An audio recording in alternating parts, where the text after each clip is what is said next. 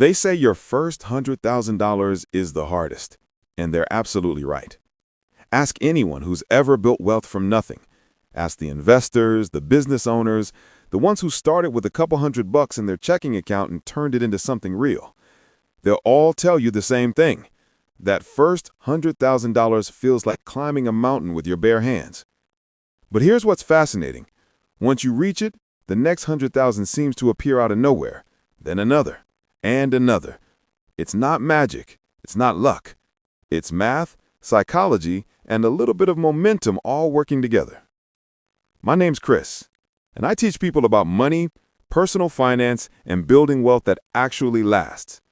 So today, let's unpack why the first $100,000 is brutally hard and why the next one starts to feel almost effortless. The brutal beginning. Let's start with the uncomfortable truth. The first stage of wealth creation isn't financial, it's mental. It's the phase where every dollar saved feels meaningless, where progress is so small you wonder if it's even real. You save $50 this week, then another $100 next week. Then you check your account and realize you've barely scratched the surface. It's discouraging. And most people quit right here. They think, what's the point? I'll never get there. But that's because in the beginning, your growth is linear. You are the engine. Every cent comes from your sweat, your overtime hours, your restraint to not blow money on temporary pleasures. And when you're the engine, everything feels heavy. You're not yet benefiting from momentum, from compound interest, from leverage. You're dragging the whole thing uphill by yourself. It's not glamorous, it's not fun, it's the unsexy, invisible grind that separates people who stay broke from people who eventually become free. Why it feels so slow.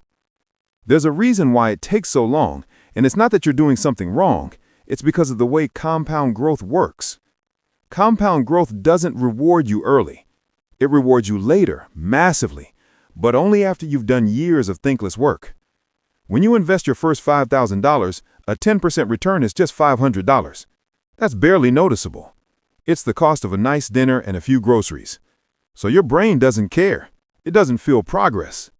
But once that same $100,000 earns 10%, you suddenly see $10,000 appear without lifting a finger. And at $1 million, that same 10% is $100,000. That's the cruel irony.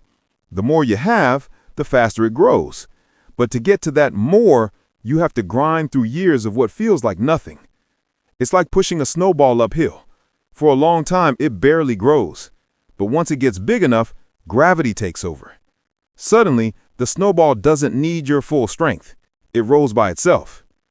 Your job early on is to keep pushing, even when it feels like you're not moving at all. The invisible phase everyone quits in. Most people never hit $100,000 not because it's impossible, but because they misinterpret the slow phase. They think slow progress means wrong strategy. They start chasing get-rich schemes, jumping between investments, or spending just to feel results. But that quiet, almost invisible stage where growth is crawling is where the real transformation happens. That's where you develop discipline. That's where you learn to say no to short-term gratification. That's where you start identifying what truly matters financially and what's just noise. You're not just building a bank account. You're building a mindset that can handle wealth.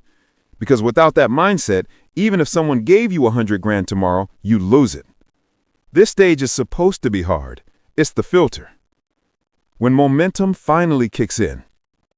At some point, and it feels almost random, something shifts. Your savings start growing faster. Your investments finally start compounding. You realize you've been building leverage this whole time. Your money is now earning money for you. You no longer need to fight for every dollar. The system starts to help you out. It's the same principle that governs almost every form of success. The first step is manual. The next is mechanical.